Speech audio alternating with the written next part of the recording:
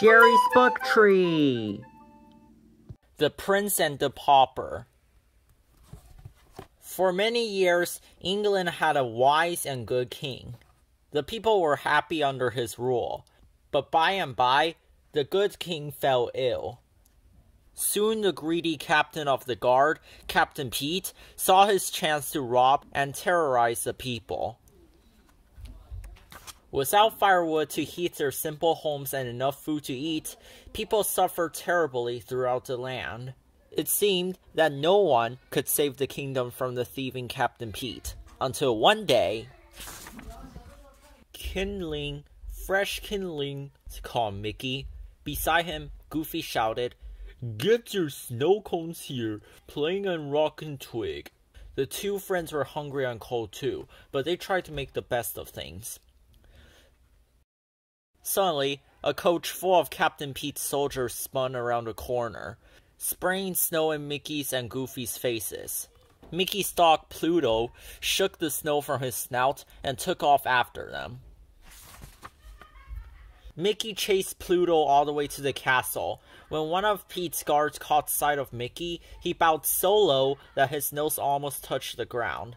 "Welcome home, young prince," he said.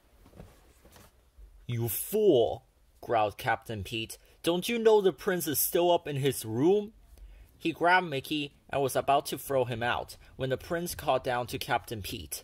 "There is no way to treat one of my subjects. Unhand the lad and send him up to me."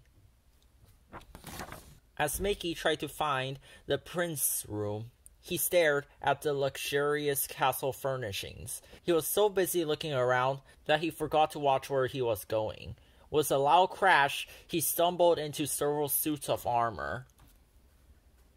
Just then the prince appeared. He was about to greet Mickey when the helmets toppled onto each of their heads. Mickey and the prince pulled off their helmets and gasped. "You look just like me," cried Mickey. No, cried the prince. "You mean you look just like me, exactly like me." Then the prince had an idea. "I could take your place for just one day. I'm tired of being a prince," he said. "I'm tired of studying and fencing and never having time for myself. I'd like to see what's going on outside these castle walls." "If we swapped clothes," he told Mickey, "you could live like a prince for a while, and I could walk around the kingdom, just like an ordinary citizen." "But I don't know how to be a prince," said Mickey. "Don't worry," said the prince, as he gave Mickey some royal clothes. "To govern, you need only to say, 'Splendid idea, I'm glad I thought of it,' and 'Guards, seize him!'" The prince put on Mickey's clothes, climbed through the window, and slid down a vine. "I'll be back in the wink of an eye," he called. Mistaking the prince for Mickey, Captain Pete grabbed him as soon as he reached the ground. Then he placed the prince in a catapult and fired him over the castle wall. "And stay out!" Captain Pete shouted. The prince landed on his face in the snow, and Goofy and Pluto ran over to help him up. As soon as Pluto sniffed the prince, he knew it wasn't his master Mickey. So Pluto trotted off to the castle gate to wait for the real Mickey. "Gosh, Mickey!" cried Goofy. "You shouldn't jump over walls and land on your head like that. You could get hurt." Of course, the prince had no idea who Goofy was. "I'm Goofy, remember?" said Mickey's friend. "So I see, my good man," the prince mumbled. "But I really must be going, ta-ta." Now Goofy was really confused. Mickey had certainly never talked this way before. Once the prince managed to get away from Goofy, he began to enjoy his new surroundings. "What a nice little place," he said to himself. "I really must try to come here more often." The prince was enjoying his walk when he spotted a little dog. Because he never had a pet before, he thought it would be fun to play with the little fellow. But the little dog had bigger friends, who thought chasing the prince was even more fun. Back at the castle, Mickey was quickly becoming bored with the life of a prince. He didn't like spending his day taking all those lessons, not when he could be eating instead. Mickey licked his lips as Donald, the prince butler, carved a giant turkey. Mickey was about to help himself, but Donald pushed him away. Your Highness, said Donald. Not yet. Remember, I have to taste it first. What if one of your enemies is trying to poison you? What enemies? Asked Mickey, but Donald didn't answer. His mouth was too full, and before Mickey could get a taste, Donald gobbled up everything on the platter. Outside the castle, the real prince quickly discovered that the greatest enemies of the townspeople were the king's own soldiers. Captain Pete had been ordering his men to steal everything they could carry. The prince was horrified. As your prince, I command you to give back everything that you have stolen, Pete declared. Prince? Scoffed the soldier. Oh, I get it. You forgot to wear your crown today, he said as he clobbered the prince with a pumpkin. How's that for a crown?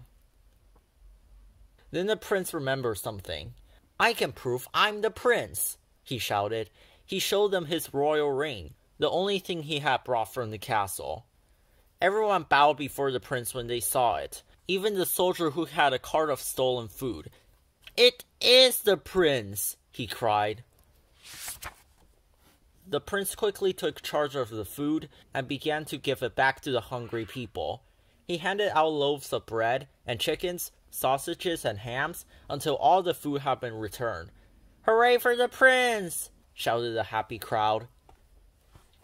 Not everybody was happy about the prince's kindness, least of all Captain Pete's spies, who ran off to tell him about what the prince was up to. Pete quickly found the prince and had him thrown into the castle dungeon. Donald was in prison too. The prince wept as he sat on the cold stone floor. Because he had changed places with Mickey, he had not been with his father when the king died. And now Mickey, the pauper, would be crowned king. Suddenly there was the sound of heavy footsteps. Donald and the prince peered through the cell door to see a tall dark figure coming toward them. He was carrying a very sharp axe.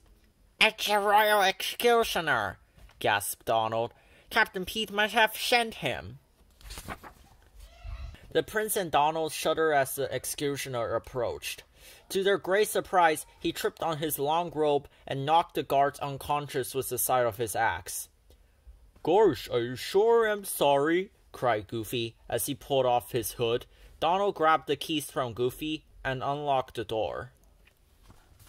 Meanwhile, Captain Pete continued his evil plan. He was forcing Mickey to become the new king. To make sure that Mickey would obey his orders, Pete had kidnapped Pluto.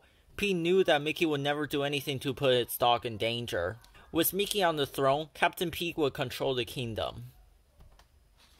Just as the crown was about to be placed on Mickey's head, Mickey ducked and said, "Stop! Captain Pete is a traitor. Guards, seize him." "The boy's an imposter," shouted Pete. "But I am not," called out the prince, bursting into the room. As he rushed toward Captain Pete, he snatched a sword from a guard, and the fight was on. Goofy and Donald were doing their best to help the prince. Donald swung his axe and sliced the ropes that held up the chandelier. It fell down on a whole crowd of soldiers. When the brave prince knocked Pete's sword out of his hand, the townspeople cheered.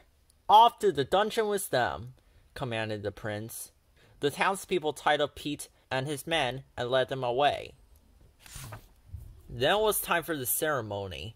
The real prince was crowned king, and the people could feel safe once more with the kind and generous ruler.